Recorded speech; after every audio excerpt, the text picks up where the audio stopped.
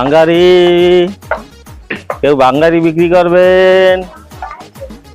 বাঙ্গারি, বাঙ্গারি বিক্রি করবেন? বাঙ্গারি আছে? বাঙ্গারি বিক্রি করবেন? বাঙ্গারি, ওই পুরান বোতল, প্লাস্টিকের বোতল, পুরান কাপড় চোপড়, প্যান্ট শার্ট যা আমরা ব্যবহার করেন না, ওগুলো আমরা কিনি, বিক্রি করতে পারেন। আর এই অব্যবহৃত যে জামা কাপড় আছে এগুলাও বিক্রি করতে পারেন। ভাঙ্গা মোবাইল, নষ্ট মোবাইল, কম্পিউটার, ল্যাপটপ সবই আমার কাছে বিক্রি করতে পারেন। বিক্রি করবেন? আপা কেউ আছেন নাকি ঘরে? আমি ওই বাঙ্গারি কেনার জন্য আইছি আর কি। যদি কোনো বাঙ্গারি থাকে, যেমন পুরান শার্ট, প্যান্ট, চুল আবার 10,000 টাকা কেজি।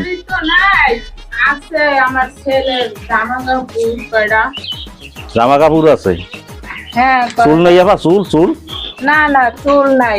ভাঙ্গা মোবাইল, নষ্ট মোবাইল, কম্পিউটার, ল্যাপটপ? না, আমার ছেলের কয়টা জামা কাপড় আছে, ওইটি নিতে পারেন। জামা কাপড় আছে? হ্যাঁ হ্যাঁ। ওটি ব্যবহার করে না ছেলে? না, ব্যবহার করে না। আচ্ছা, তাই ওটি আমারে দেন, ঠিক আছে? আচ্ছা, দিচ্ছি।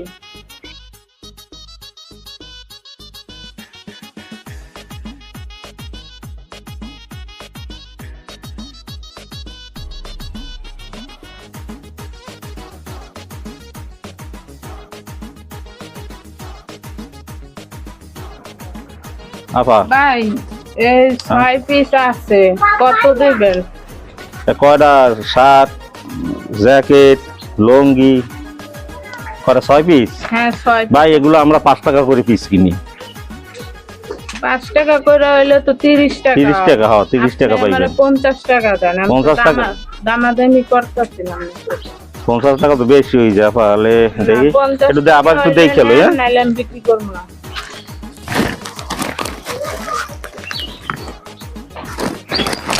আচ্ছা দেন, কি করবো? আচ্ছা, চুল আছে আপা? না ভাই, চুল নাই, আর কিছু নাই। চুল নাই? ভাঙ্গা ফাটা ফোটা ভাঙ্গা মোবাইল নাই? না, আর কিছু নেই।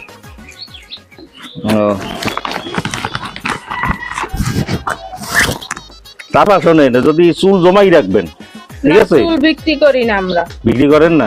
ওই মোবাইল যেমনে যা আছে, এই ভাঙ্গা চুলে যা আছে এগুলো সব রাখবেন। আমি মাঝে মাঝে আবার আসবো, আইয়া নিয়ে যাবো। এই হলো 50 টাকা, ঠিক আছে? ঠিক আছে।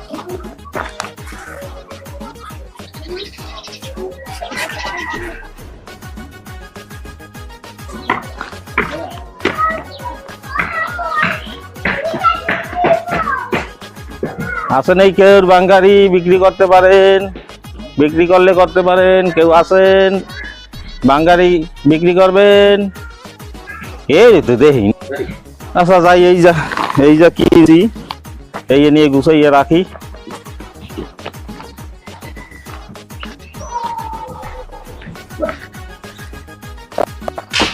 তোদেরকে আমি কতবার বলছি যে আমাকে নিয়ে এসব কথাবার্তা বলবি না, তবু তোরা বললি।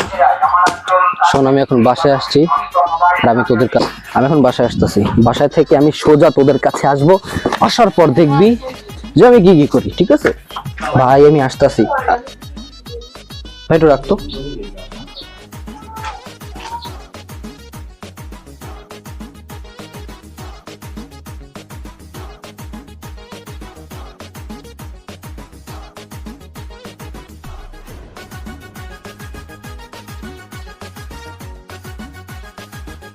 আম্মু, আম্মু ভিতরে তুমি। এর উপরে কিছু কাপড় চোপড় ছিল পুরান, ওগুলো তুমি কি করছো? ওগুলা তো আমি বেচা ফেলাইছি। বাঙ্গারিয়ালা আইছিল, আর ধরে বিক্রি করে ফেলাইছি। পুরান তুমি পরো না জামা কাপড়, তাই আমি বেচা ফেলাইছি। আমি দিতে বলছি এগুলা, তুমি জানো এর ভিতর কি ছিল? কি ছিল? হ্যাঁ, তোমাদের স্বভাবের কারণে আমি টাকা ওটার ভিতর ঢুকে রাখছিলাম। তা আমারে বলবা না? 1-2 টাকা না, 1-2 টাকা না। তাইলে 1000 টাকার 100টা বান্ডিল ছিল, 1 লাখ টাকা ছিল। আল্লাহ, এত টাকা আমার দ্বারা দিতাম, আমি থুইয়া দিতাম। কত? এই তো এই মার তো দিলাম। বাঙ্গারিয়ালা গেলেই পাবা, এই মার তো গেছে। তুমি ভালো হইলে না কোনোদিন। তুমি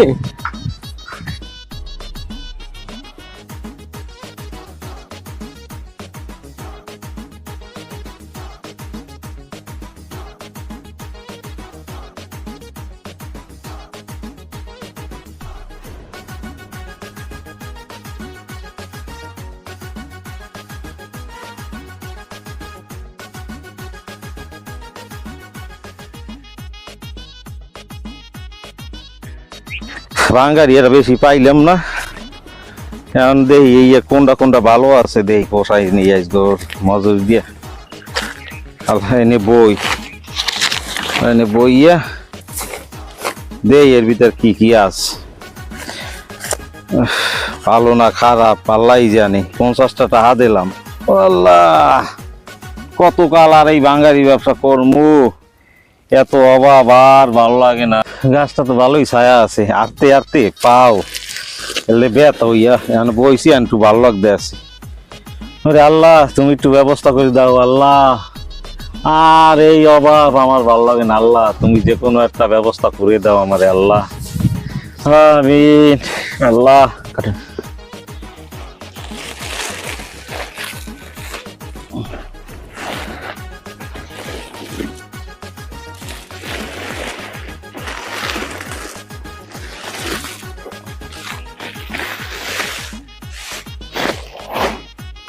অ্যাকশন।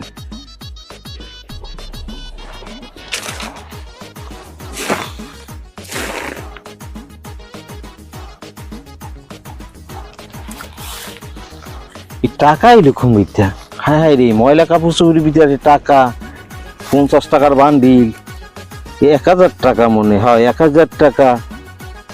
আল্লাহ কি আমারে পরীক্ষা করে নাকি? এই যে টাকাগুলা রে আল্লাহ রে, অনেক টাকা।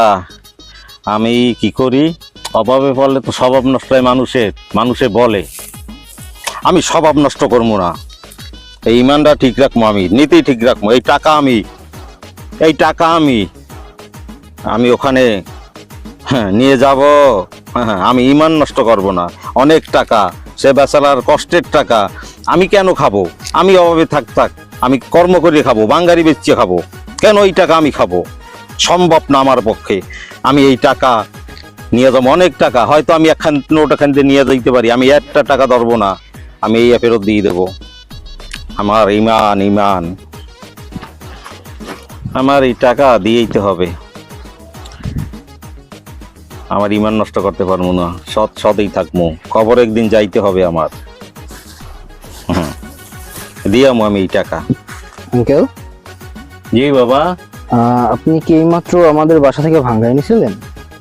আমি তো তোমার বাসা না কার বাসা তো আমি চিনি না। আমার কাপায় আমার এই কাপড় চোপড় গুলো দিয়েছে বাবা। পরে এখানে আমি বইছি, ক্লান্ত, বুঝছো, অনেক ক্লান্ত, হারছি। এখন তারপরে আমি এখানে বসলাম এই গাছের তলায় বসে, এই যে আমি দেখতে আছি, আমি দেখি কি বাবা এই টাকা এরকম পড়ে গেছে। এখন আমি ভাবতেছি এই টাকা তো মালিক আমি না, যে কোনো মানুষের কষ্টের টাকা, এই টাকা তো আমার খাওয়ার কোনো অধিকার নেই, আমি যতই কষ্টে থাকি।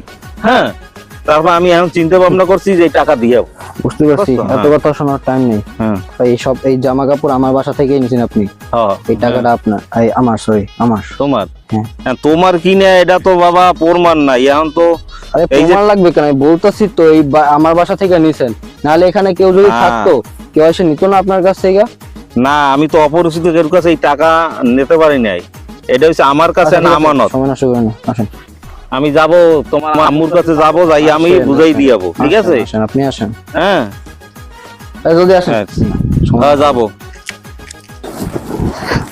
জলদি করেন মিয়া। আচ্ছা দাঁড়াও বাবা, দাঁড়াও।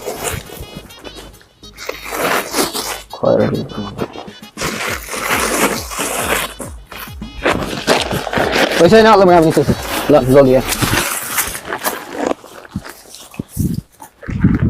দাঁড়াও বাবা, দাঁড়াও।